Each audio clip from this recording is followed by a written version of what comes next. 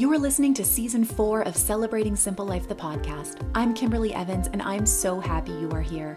After planning events and working in the marketing industry with so many incredible clients and entrepreneurs for almost 20 years, along with personally experiencing hardship in life and business, I've discovered how powerful our mindset and purpose is in creating a life of joy and celebration while having a whole lot of fun along the way. Join me with a coffee or cocktail as I connect with inspiring leaders, entrepreneurs, tastemakers, and extraordinary people as they share their journey in life and business and how they are striving to live a life of purpose. Your fears and beliefs in yourself will be transformed as you work towards creating the best version of yourself from the inside out. You're in good company. Cheers to Celebrating Simple Life. Today on Celebrating Simple Life, the podcast, I'm chatting with Kat Elizabeth.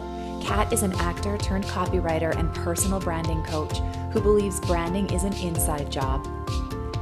Based in Australia, after her entire life fell apart in 2013, she decided to quit working in musical theater and start rebuilding from scratch. Fast forward 7 years and she is now living her dream life on a mission to help other humans build profitable personal brands and to get paid doing what they love while making a positive impact on the world. Between her coaching and online courses, she teaches her clients how to increase their visibility, become known as the expert in their niche, and attracts an audience of clients prepared to pay for their expertise. Kat's also the host of the Personal Branding Project podcast.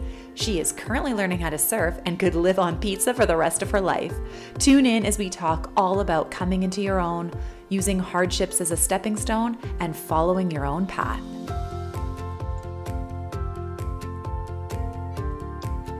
Hello, how are you? I am so well, thank you. How are you? I'm well. I am so delighted to have you on the podcast today, all the way over in beautiful Australia. It's my pleasure. And yes, look, it's beautiful. It's also warm. I'm a little bit jealous of anyone in Canada right now enjoying a proper wintry Christmas, but you know, what can you do? Okay, well, the feeling is mutual. I will be jealous right back at you because my idea of a perfect Christmas would be no snow, but right. Yes, it is nice to have that picturesque 4 seasons of where we live, and it is snowing right now, and it looks very, very much like a movie, Christmas movie. Oh, nice. Yeah. And you get to wear the Christmas sweaters. Like we wear like Christmas swimmers here. Like it's I'm pretty sure I was born in the wrong climate and was meant to be born in Australia. I've had the pleasure of being on the west coast of Australia in Sydney and Cairns, and oh my goodness, I felt like I was home. There was I absolutely loved it there. I mean, we were only there for like 10 days. So it was a super fast trip coming all the way from Canada, but oh my goodness. Yeah. Oh my goodness. Cannot wait to go back and take my kids, hopefully. Yeah, no, it is a beautiful country. We're very lucky here. Love it. So I cannot wait I just want to dive right in here because you have such a fabulous story. And I first was introduced to you by a mutual friend of ours, as well as you spoke at a virtual conference towards this in the spring, kind of just a few months in to this whole pandemic when everything had to be moved online. And I had the pleasure of hearing you speak at the Glow Getter conference. And oh, right. Yeah, that is where I first, I knew that you were friends with my friend, but yes. I had never heard of you before that and hadn't heard you speak and reading your background and your story. And then having you share in this virtual conference, I was hooked. You just are so captivating. And I immediately texted my friend and I was like, I need to get her on the podcast. Oh, that is so lovely. Thank you. I was tuning into that one from quarantine in Sydney when we just got back to Australia from Canada. It was a very strange experience. The beautiful Ashley who organized the conference was like, is this time going to work? You're going to be awake at this time of day. I was like, yes, thank you. Let's do it.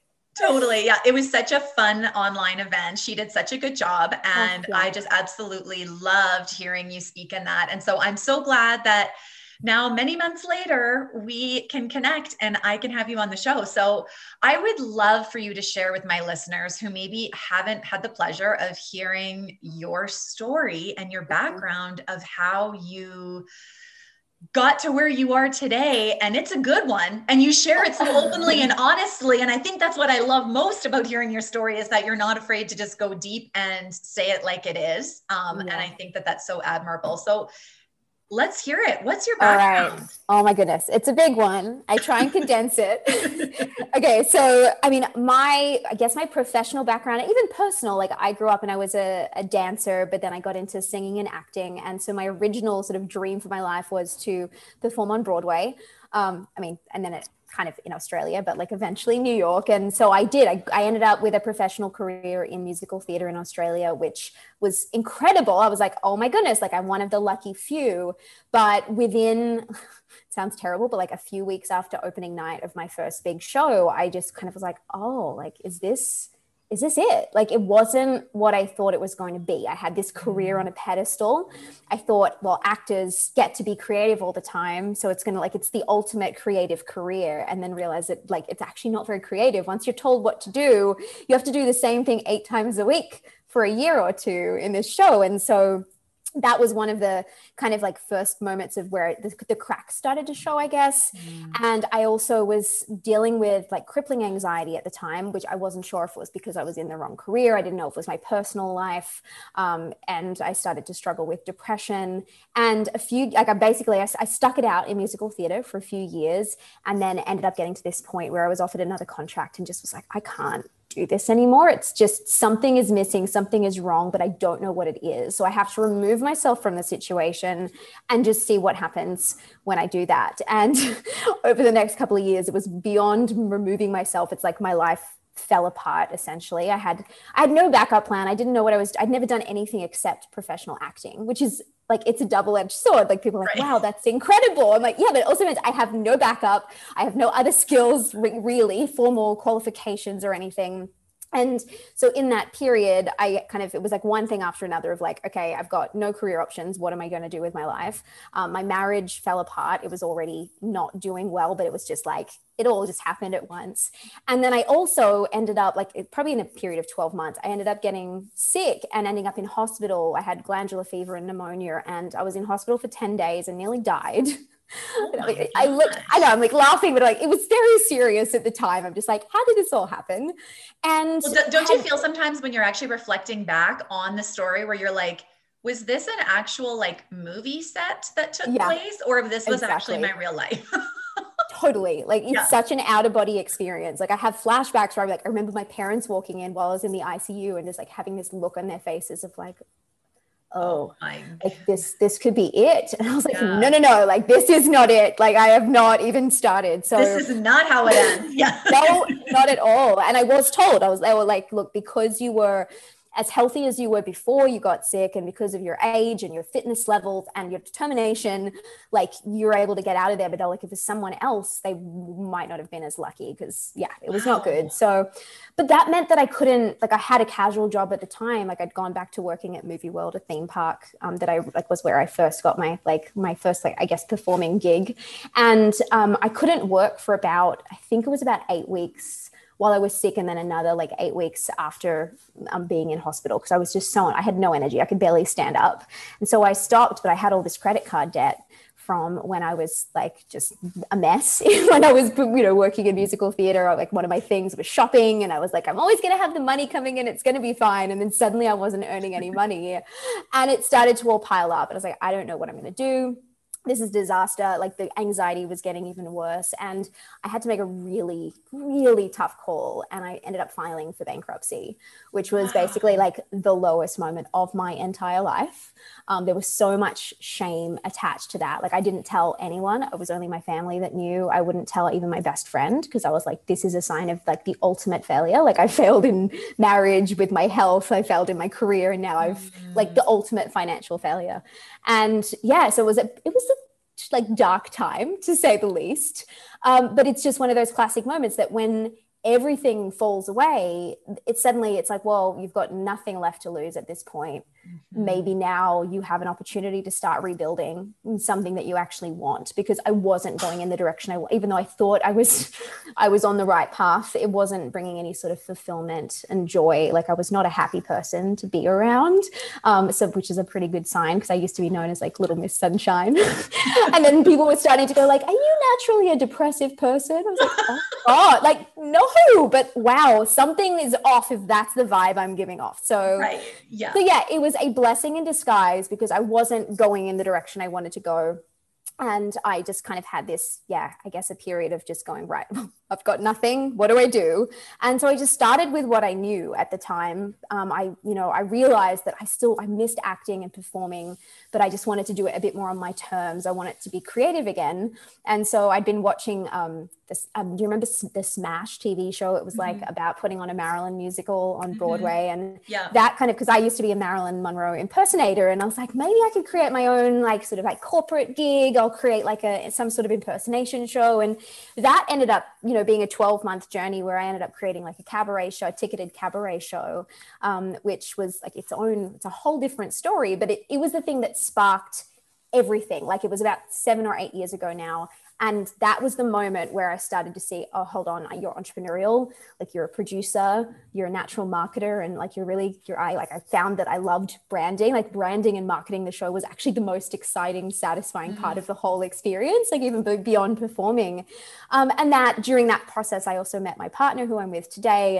And he was also working in marketing, like he was a designer and developer of like websites and branding. And I was like, I feel like our skill sets kind of like go together pretty well. Like, maybe I should explore this thing. And so like fast forward, I got a job at an ad agency. I ended up becoming a freelance copywriter, and then ended up launching a YouTube channel, which sort of led me down the sort of like course creation path, and then finally becoming a personal branding coach. So it was this like, none of it seemed connected at the time, but it's one of those things where 2020 hindsight, you're like, oh, every single experience gave me exactly what I needed to get to the next step and to have the skills that I needed today, and the story to be able to connect with people and help people who might be going through something similar, of just feeling very lost and like, I need to do more with my life, but I just don't even know where to start.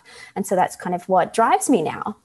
Wow. And I just love that, because I feel like when we're going through really hard times, it's just, no matter how many hard things you've gone through, it's still really hard in those hard times to have the clarity and the, oh yeah, okay, something good is going to come of this. Something good is going to come of this, right? Like, obviously, like you said, hindsight, of course, we can usually see and connect the dots after that, but it's such a positive reminder of how those hard times are in fact what are getting you. Like, had they been happy times, this wouldn't have been the case, right? I'd be on a completely different path. Like, it would have just kept going in another direction. Yeah. Every mistake, every sort of failure and disappointment, it was a chance to course correct, to learn something about myself or about the world, and go, cool, this is now the next step that I need to take. I was talking with my partner about this yesterday. Like, we naturally want entire plans handed to us. Like, we want to know that, like, okay, so this is where I'm going. This is exactly how I'm going to get here. Like, here's the 5-year plan. But the fact is, like, the way I got to what I'm doing today was one very small step at a time, and sometimes a couple of steps backwards. It was messy. It was imperfect. I didn't really know what I was doing. I was always just focusing on the next thing that I knew that I wanted to do. And like, I knew I wanted to create a show, but it's like, well, okay, how do you write a show? I guess I'll just like come up with some songs, and I'll write a bit of a script, and then I'm going to start finding some people to help me. And, I did not have a big picture plan, but then that, 12 months later, I had a show, learned so much about producing things and running it was my first, I guess, experience of trying to be an entrepreneur. And in some ways it was a disaster. Financially, it was a disaster. But like, all of that experience, it is now part of me, and it's part of my toolkit. And I bring that to my coaching and to any conversation. I'm able to like pull from all of these experiences, and I see that they were all a gift, really. So what would you say? I know that when you are talking honestly and openly on your Instagram and on your YouTube videos that you started in and that type of thing, what would you say would be sort of your personal branding client? Whom would the people be who, because I feel like what I always want to do on this podcast is I always want to be able to just give real life examples. And I want my listeners to leave being like, wow, I learned something, or wow, this is actually practical advice that I can actually apply to my own life, my own business. And sometimes when you hear coaching and consulting and branding and marketing and all of those words that are becoming so key, you're just seeing them splashed everywhere, right? And that's my industry too, being in marketing. Well, what is marketing and event selling? Who has any idea? You know, like it's such a vague, broad kind of term that sometimes I feel like it's almost easy for people to kind of glaze over that, even if they might specifically be looking for that type of service, they don't even really know what they're looking for. So what would you say for yourself in the consulting and coaching and branding that you do for clients? Whom are the people that you are drawn to helping and engaging with? What can you do for them? Yeah, sure. I mean, I guess because I'm someone, I'm like, well, I believe that if we've been through something similar to our clients, like we're a few steps ahead, it always makes us it's so much easier for us to help them also empathize with what they're going through. And so I do find that even though I've helped people, you know, I sometimes work with corporates and occasionally with people who are creating products. Usually it's service-based entrepreneurs. So people who are the actual faces of their business. And so people who are prepared to show up as themselves on social media and use their own story as well as their business's story. Because sometimes we might have like our personal brand with a business brand, but the two go hand in hand. And so like, for instance, I have, you know, mortgage brokers and real estate agents are like a common thing because they're always like, it's very much you're drawn to them as a person rather than their bigger picture brand. But I have, you know, therapists and other kinds of coaches, copywriters, you know, website designers. People are really just like usually showing up as solopreneurs, but then maybe have a team behind the scenes, but they're not sort of branding themselves as an agency or something like that because it's a different approach. And the reason I'm really drawn to them in particular is because I feel like we are bombarded with marketing education and information these days, and it's always very strategy based. And then I started to notice that just having that strategy and just that education piece wasn't solving the problem. Like we're ending up in information overload, total overwhelm, and it's not tackling the fact that we, as solopreneurs, especially as personal brands, the imposter syndrome, the perfectionism, the money mindset, like all of those mental blocks and the identity level stuff that is actually getting in the way of us applying our strategy and showing up consistently and confidently. And so I really love helping people map out that strategy to, okay, position yourself, create like that expert status for yourself, but make sure that like you're also really unblocking yourself so that you feel so confident to be able to tell your story and to connect with your audience on a much more personal level than maybe what you felt comfortable doing before. So it's about increasing the visibility and really standing out in the crowded news feed, and also bringing you to your brand, not trying to fit some cookie cutter molds that everyone else is telling you to do. Oh, you have to post this many times a day and your feed needs to look like this, and but just going, no, but who are you and how do you want to show up in the world? And let's do it as I hate the word, it's so overused, but as authentically as possible, so that the people who are supposed to work with you, they know immediately. Like the first time they land on your website or your Instagram feed, they go, thank you. Like I've been looking for you. Whereas if we're trying to fit some mold and do what everyone else is doing, they don't get to find that out. You're just one in a sea of so much competition. So it's really, I always say like branding is an inside job. Like we start with what's going on the inside and figure all that stuff out. And then we just figure out how it should reflect on the outside. Oh my goodness. I love that so much. So when we are showing up and using our favorite word, authentically, when we are showing up authentically and we are trying our best, I feel like sometimes we have good intentions of showing up in a way like we think, like you said, like we think we should. And the word should, I've had so many conversations about the word should, especially as this new year, like into the new year and we're into January and there's all this stuff about what we should and shouldn't be doing. And anyways, that's a whole nother episode. But how do we actually dig into changing our mindset on showing up in a way that doesn't make us feel like we have to have imposter syndrome, or feel like we're questioning whether or not the things we're saying and writing and doing and being are not in fact our true selves? How does a person get to the point of feeling like they actually can just be and show up as they are without feeling that there's this constant, is this the right thing to do? Should I not have said that? Did I say too much? Did I say too little? You know, like, I think especially as a woman, I'll put us in that category. That's sort of like a natural part of, especially being an entrepreneur too, I think, where you're sort of having to give yourself your own self-talks, and you have to like, you're talking internally a lot. I think most of us as entrepreneurs are doing that, where sometimes the conversation isn't necessarily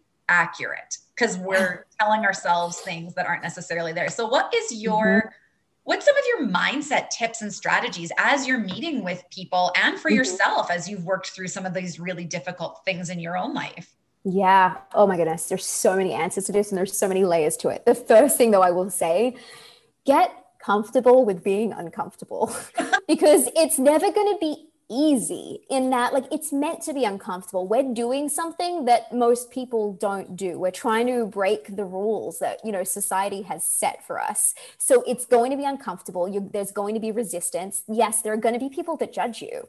You have to be okay with it starting out. Like, if you're going to play it safe, you're going to stay hidden and stuck, you know. And so that is my job, is to get you unstuck, because it's just so easy to hide and feel like, well, if I just stay here, if I keep just hiding behind my website and working on maybe this course until it's perfect, then no one can judge me. But it's like, you're also not going to have an impact. You're not going to make any money.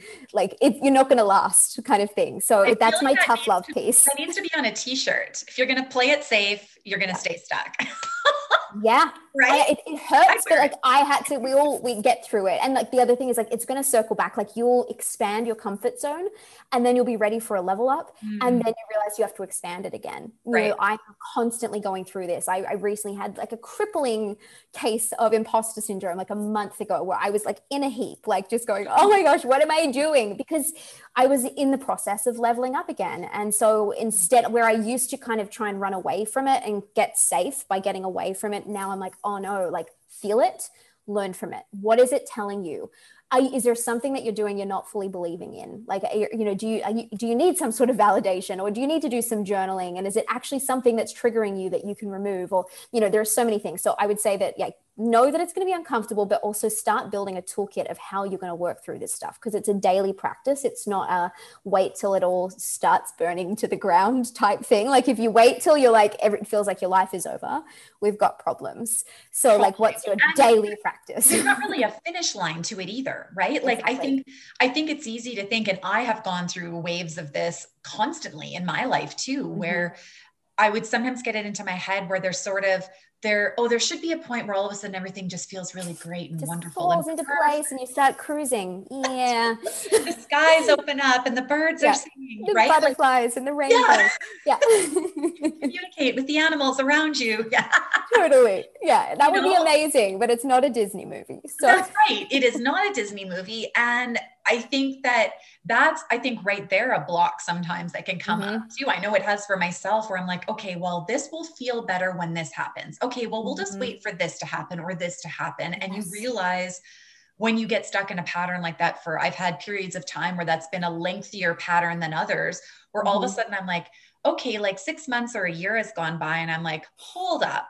This is not actually ever going to end, this cycle of what is happening right now, if there isn't some kind with that approach. Not if you're waiting for the thing, like waiting to feel a certain way before you do this thing, or expecting something to happen. It's like, no, how do we make every single day work for us? You know, even if you're not feeling ready, like, how can I just commit to showing up and taking that imperfect action? And I'll get back to the show in just a moment, but I wanted to let you in on something really special. Just like you, I value my health and am so grateful for the team at Holistic Physiotherapy and Wellness right here in Saskatoon. Not only do they have an incredible clinic, but also offer telehealth virtual appointment options for anyone across Saskatchewan. I have had virtual physio and naturopathic appointments in these last few months, and they have been game changers for me, all from the comfort of my own home. And right now they are offering 10% off any Pilates package and subscription, in person and online, with unlimited use from right now in January until the end of March. And as a listener of Celebrating Simple Life, the podcast, you can also receive $10 off any of their core health services, in person or virtual telehealth. They have naturopathic medicine, chiropractic, physiotherapy, pelvic floor physiotherapy, massage therapy, yoga therapy. Book online today at holisticphysiowellness.ca and use the code CELEBRATE10, or you can call the clinic at 306-373-0060, because this is your year to take care of you and feel your best. Doing that, I love calling it like the 1% work, because that is where I've seen the results, is like seeing that in time, I look back after 2 years of work, it was the tiny things that I did consistently that led to the big results. It wasn't that one big launch or that fancy website rebrand that just changed everything for me. It was getting to know my clients. It was working with people, getting testimonials and understanding them better, and then applying that and making these tiny tweaks. So I think that's like what that's kind of part two, is what you're saying, is like, it's not about these milestone moments. It's just kind of committing to the small things and knowing it won't always feel easy or good, but that's probably a sign that you're doing the right thing if it's uncomfortable. When you knowing the difference between, when you feel you're most uncomfortable, you are on the right track. Yeah. Exactly. Love it. And then I would say another thing is, we very much get so in our heads and so self-conscious. Like, it all becomes about our ego, and that's a really dangerous place to be, because our egos are very fragile. So it's really important to flip it around and remember, personal branding, it's actually not about you. It's about connecting with your audience. It's about what they need from you. So we then have to start running through like a filter with what we're creating, because we can't trust ourselves to feel good about it. It's like, no, hold on, what my audience needs. And so my two questions I'm always asking, especially when it comes to storytelling and sharing your own stuff, because that's the scary stuff, is like, how much of me do I share? Like, is this going to make me look less professional? Like, where do I draw the line? Ask these questions. Like, what does your audience need to know about you in order to really trust you as that professional who's credible, qualified, like an authority in your space? So what from you, what experience do you have? What qualifications? What social proof? Those are the things we need to share to establish ourselves as an expert. But then also, what does your audience want to know about you so that they're going to like you as a human being? Because keeping in mind, we hire humans, like we don't hire services. Even if you're getting the plumbing done, you're still wanting to find a plumber that you like and trust, and you're like, oh, that's a good bloke. I'm happy to hand him my money. Yes. Because yes, did a great job, but the whole experience was pleasant. So just keep in mind that people are looking for connection. So you don't have to share all of your messy stuff. But I realized that part of because I'm obviously not sharing every nitty gritty detail of my background when I share my signature story, but I'm going, cool, which parts of these are going to resonate with my audience so that they can see I can really empathize with people who are going through a whole bunch of different things of like identity crises and, having to start over, or feeling like you've failed, or feeling like it's too late. So I'm going to share those elements, but then I can also look at ways of layering on. But then, I did these things, and look, I managed to build my YouTube channel from 0 to 9,000 subscribers in this amount of time. And my podcast has landed me this many clients. Like, I'm thinking about how I can also just show that I'm an expert at what I do. So it's that, what do they need to know, and what do they want to know about you, and put it on your audience. And if you're ever not sure, like, you have conversations like with people, especially if you have some clients who've worked with you, ask them what drew them to you in the first place. It's a perfect place to start. If you've got dream clients where you're like, oh, this was just such a nice experience working with them, they got great results from whatever I did, talk to them first and go like, what was it about me? What did you like about the experience the most? Like, what did you like learning about me? What was it about my Instagram feed? And that's a really good starting point. And if you don't have existing clients, you can do this with people who you think fit that profile. You're like, oh, that would be a dream client. Like, she just ticks all of the boxes. Get on a call with them. Like, I still do this for myself, is I get on calls with people and just ask them questions. What are you struggling with? What do you need to know? What are you sick about? hearing about the industry? Like, what do you, like where you see all these influencers going blah, blah, blah about something, what really irks you, so that I can position myself to zig where other people are zagging. Right. And so this helps because it takes it off us, and it then gives you this level of trust of like, well, someone else has already clarified that they need this information. So maybe I'm going to start there. And then you start to build your confidence. You start to color out the lines, but it doesn't have to happen all at once. Like I said, it's like that 1% work of like, okay, I'm just going to make myself a little bit more uncomfortable tomorrow, and so on and so forth. I love that. So you have some practical strategies and advice that you speak about on your social and on your website as well. And you use the term get clear, get seen, get heard, get paid, and repeat. Yes. And I think that is so brilliant because it's so easy to follow, and all the words just make sense. So I would love for you to elaborate on this a little bit, and how you came up with this idea and realized sort of just these, like you said, these 1% of like simple steps that you're kind of taking in order to get where you want to go, rather than thinking I have to get there tomorrow and I should have already had this all figured out 10 years ago. Yeah.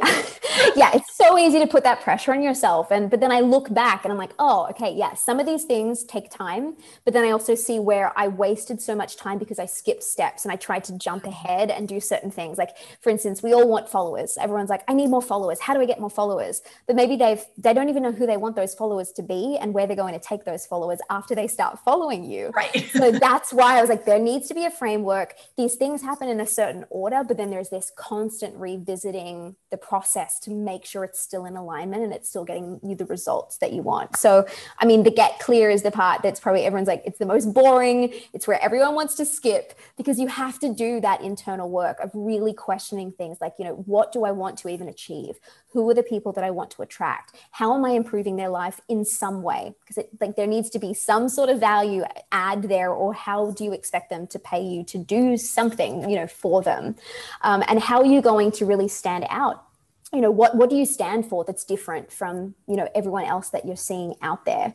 And so really, and then this is where we also dive into your backstory. So, what from your story can we be using in order to really resonate with your audience and make sure that it's obvious that you're not only qualified to do this thing, but you're an awesome human being who has these values that really connect with your audience's values. So this work takes a little bit of time, and it can be a bit frustrating because you don't see the results straight away, but trust me, like these are the foundations for everything else you do. Like it's the compass really that's going to guide you through the rest of your like branding and marketing journey. Get seen is pretty, like this is the one everyone's excited about. It's like, cool, like how do I put myself in front of these people that I want to attract? How do I make sure I become that person that you see everywhere and who becomes known as an expert? So we're thinking about your visibility strategy. Okay, so where do you want to show up? What platforms do you want to be on? Like what is going to be your platform? If you're going to borrow other people's audiences, like who are those people that you want to borrow from? Are you going to be featured on other podcasts? Do you end up wanting to speak on stages? And not trying to do everything, but choosing your battles, going, okay, I'm going to have one clear strategy for my own content. I always say, like, you want a hero strategy, like a hero platform where you have your highest value content that can stand the test of time, which is usually like a podcast, a YouTube channel, or a blog. Then you're going to have your helper platform, which is going to be your main social media platform. You're going to use it to send traffic back to your hero platform, but you're also going to use it to connect with your audience. And that's where you're showing up and doing that 1% daily work of just being seen, getting known, having conversations, learning about your audience. And then you can always have sort of supporter strategies where you're borrowing other people's, things. And then it's about first impressions as well. So making sure that, okay, when people first land on your website or on one of your platforms, do they get that immediate idea of who you are, what you stand for, and who you're helping? So just making sure that visibly, so with your visual branding, but also, things like your elevator pitch, the way you introduce yourself, they're all on point so that you're ready when the traffic starts to find you, because it will. If you're consistent and you have a strategy, eventually you will grow your audience. But you got to make sure that when they find you, they're going to stick around. So that's get seen.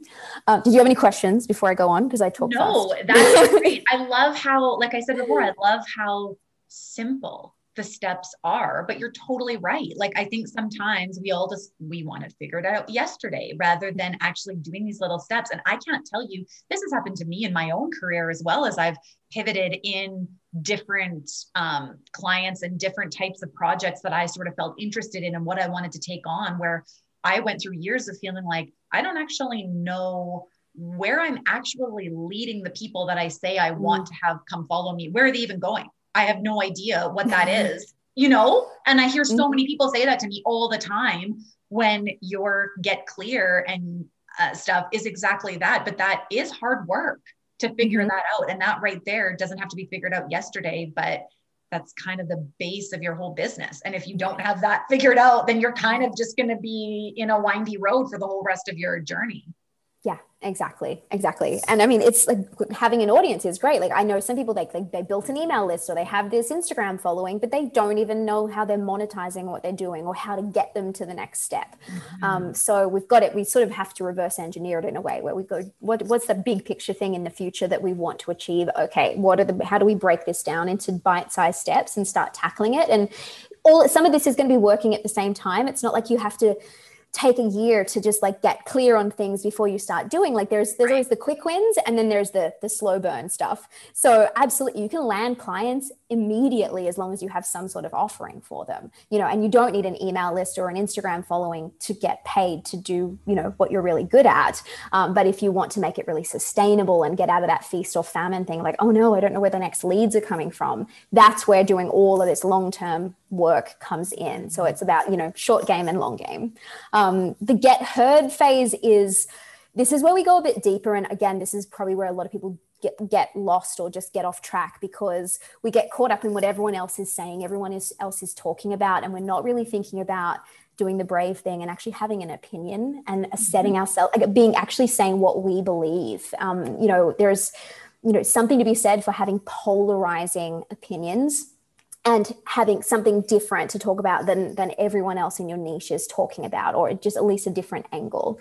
So here is where we're thinking, okay, so what are those go-to topics that you want to cover? Like if you're going to be on a podcast, for instance, on someone else's podcast, what are those couple of things that you're happy to talk about? And because you want to be repetitive.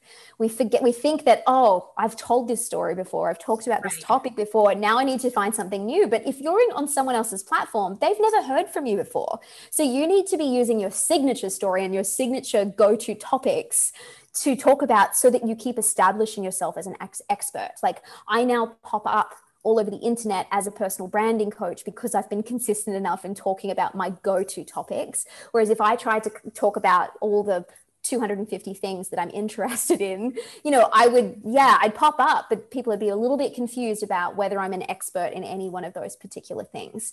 So it's really about consistency in your messaging, but then also going a little bit beyond that and going, okay, how am I going to position myself as a thought leader? And I know that's a scary term, and people are like, oh, but I don't want to be a TEDx speaker or anything. No, like thought leadership is just you really showing up and having an opinion and being an expert. Like if you're on social media, if you're sharing content on any platform, that is a form of thought leadership, but you want to do it intentionally so you can actually leverage, all of that work that you're doing rather than just, posting haphazardly. So coming up with some angles, some very strong opinions is really important, even though it's a little bit scary.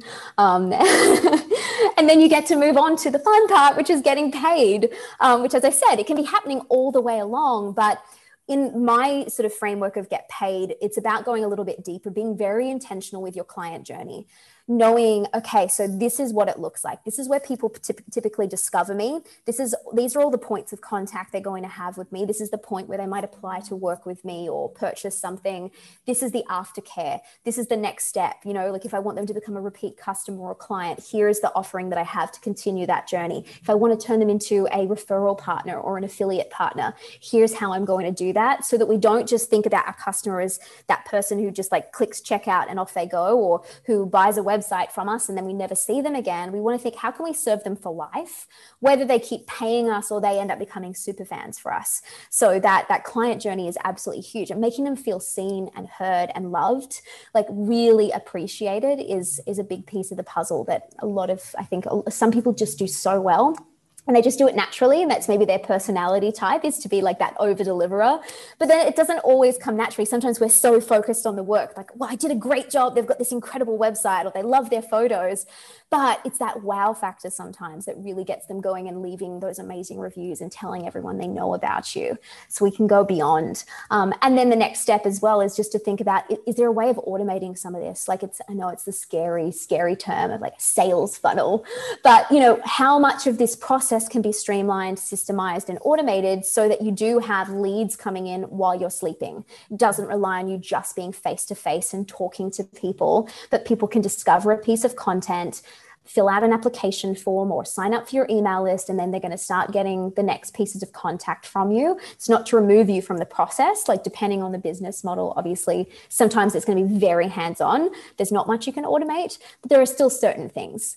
And so this is such a powerful thing because, again, longevity, knowing that the leads are going to keep coming, even if you have a month where you're a little bit busy and maybe you weren't on social media as much, but people are finding your YouTube videos or the podcast interviews you did and are still filling out application forms to work with you. So it's a huge step and it can take time. It's not something that you just like slap together. There's like, strategy pieces where we can immediately make tweaks, but building out a proper sales funnel strategy can also take a lot of work, but it doesn't have to be overcomplicated and like sleazy and ClickFunnels-y. Like, it's not at all about that. It's about integrity and just trying to serve your clients to your highest and your best, and making sure they're with you for a really long time.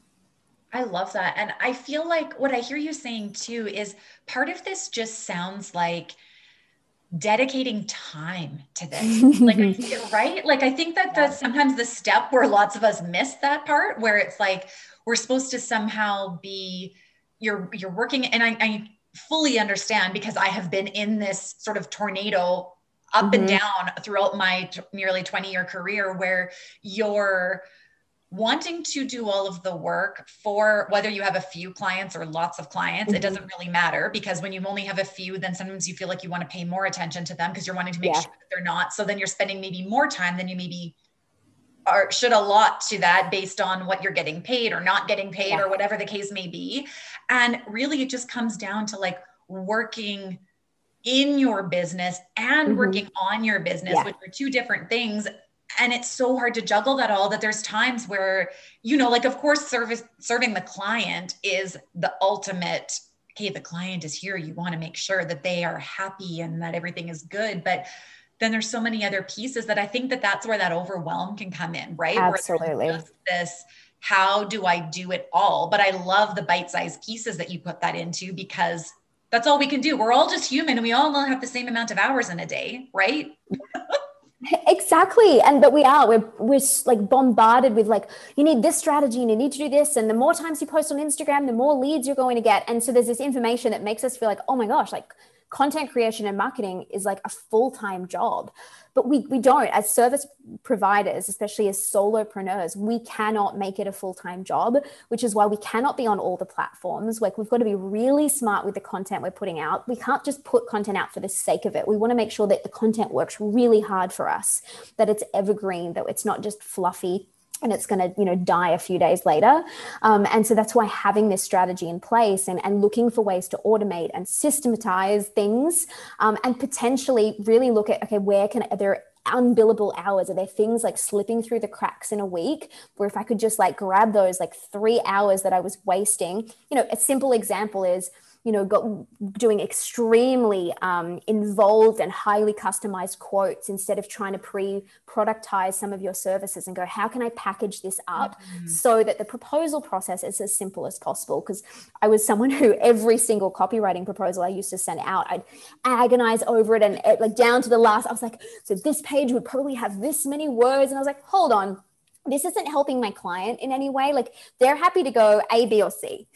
Usually we can always have that disclaimer of like, okay, obviously if you've got a huge job and it's very customized, we'll do something up, but most people only need this, this, or this. So let's pre-package it, make it easy for the client to decide. And you can give that recommendation of, oh, based on your story, I think you're probably going to suit package B the best. And you can save hours every week just not agonizing over those proposals, and then put that work into automating your sales funnel, or doing some of that clarity work, or doing some in podcast interviews on someone else's podcast. So, there are hours, but obviously they're limited. So we've got to use them wisely. And being on 5 different social media platforms and trying to, post 3 videos a week on YouTube while doing Facebook Lives, while emailing your list is not practical. People who are doing that have marketing teams working for them. We need to not be comparing our strategy with someone who does have a team working behind the scenes. We need, it's minimum viable marketing that we need to do. The magic of Instagram, where it looks like these people are doing it all by themselves, right? And then people like us who are doing a lot of it ourselves and don't have big teams. Yeah, it's easy to get in your head about it, but that's not reality. This is not a Disney movie. Yes, exactly. I mean, it's exactly what, the repeat stage is the reason I built it in is it's very easy to want to just do more if you're not sure where the results are coming from and you're not sure, you're kind of just putting stuff out there and going, oh, well, I'm getting some clients, but I'm not sure if it was from my email or it's from Google so you just keep doing all of the things. But in this repeat stage, we're making sure we're tracking where every single lead is coming from. And we're looking, okay, so I posted that thing on Instagram and then I actually got this many clicks to my website that day. Oh, interesting. Oh, it seems that this many people are, coming to me from Google. And so something as simple as putting in a question in your intake form or your contact form of how did you hear about me? And if it was Google, what did you type in to find me? This information helps us to start revisiting the plan and going, Instagram actually, funnily enough, as much as I love Instagram, it does not seem to be directly leading to any clients. Maybe it's not about cutting it out, but maybe I cut back. Maybe I only need to post once a week and then I just have some DM conversations, and then suddenly save yourself 2 hours a week. Really looking at that, learning to understand the data, the analytics as it sounds overwhelming and technical, but there are only certain things you need to be tracking. And if you can see where everything's coming from, you can kind of connect a return on investment to your time and your efforts. And, if you can say, oh, wow, SEO, for instance, search engine optimization is actually bringing me some really high quality leads. Maybe it's time that I brought someone on to help. I hired a copywriter to write 2 blogs a month that are optimized for search because I can see I'm just with one client, I'm going to cover, 3 months worth of blog articles, obviously depending on what your offering is. So repeat is really about doing that, but then always also touching back base with, okay, am I loving the clients that I'm working with? Are they getting the results that I want them to get? Am I in the right niche? Is there anything, or am I attracting people who are just not quite the right fit? Oh, interesting. Let's go back to the clarity step and see what might be out of place. Why am I attracting this kind of person instead of this kind of person? And then we work back through the process, because obviously if your niche changes or you realized your messaging is resonating with the wrong kind of client, then you need to maybe revisit your content strategy. And maybe you're getting on the wrong podcast. Maybe your people are listening to a different podcast, or maybe they're not really on YouTube and they prefer podcasts, listening to podcasts as a form of that. So really educating yourself and being prepared to deal with sometimes it's the painful truth. Anytime we ask for feedback from our audience, it can be oh, do I want to know this? And say with asking your clients, how did you find the experience? What it could have been better, how could I have educated you more or held your hand better through the process? Asking those things allows us to take the whole client experience to the next level. It teaches us about how we need to be showing up on, in social media. We need to find out, are we showing up the same way on social media as we do for our clients? Is it out of alignment? So it's an ongoing process. But again, I think when you have a framework, at least you can just break it down and it just doesn't become this giant mountain that you're trying to tackle. And it's just cool, what is the strategy? How many hours a week am I going to dedicate to it? And then just start implementing it and getting out of your own head about it.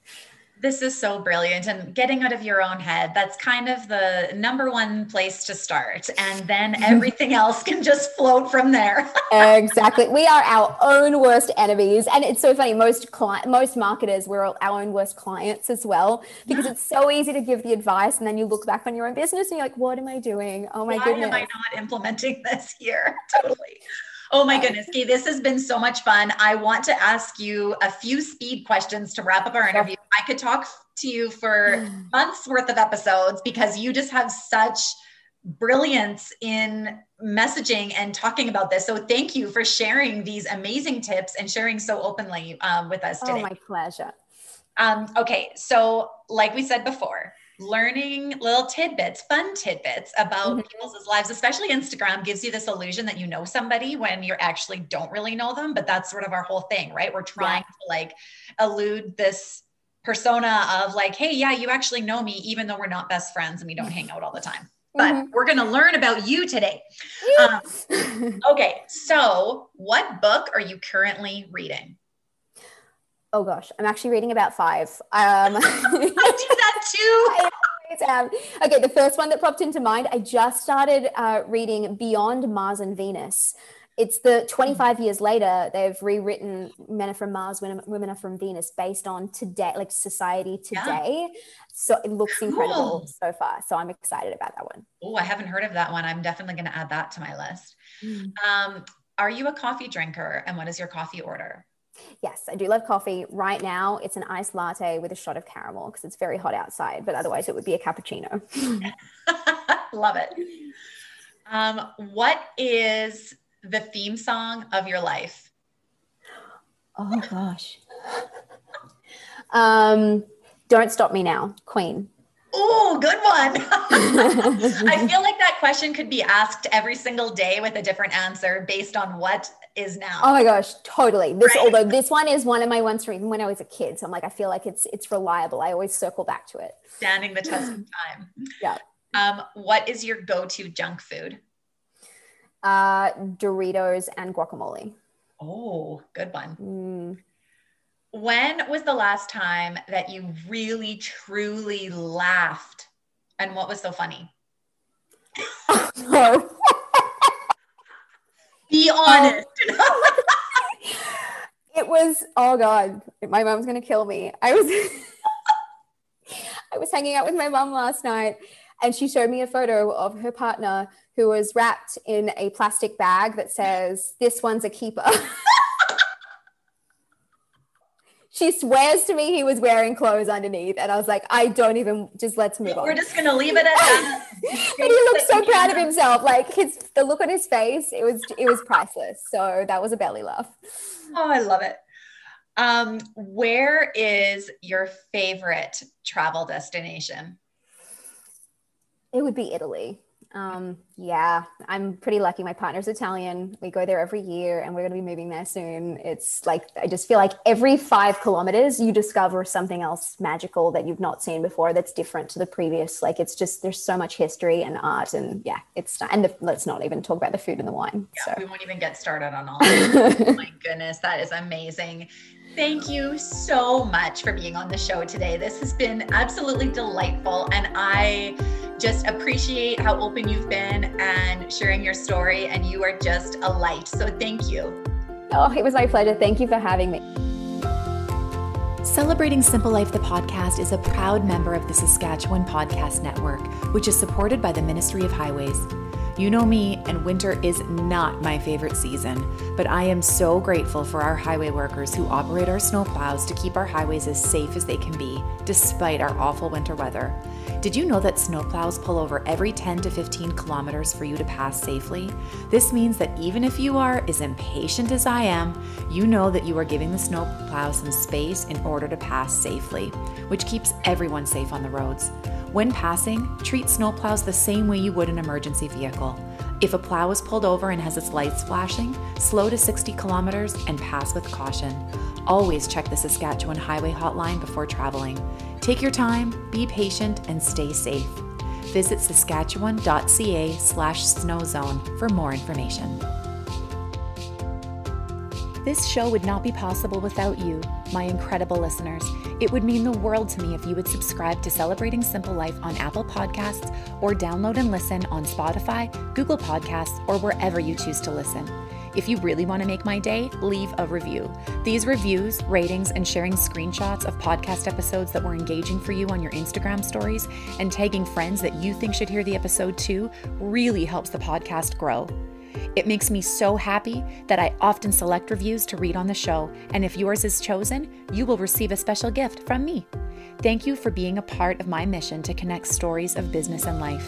Cheers to Celebrating Simple Life.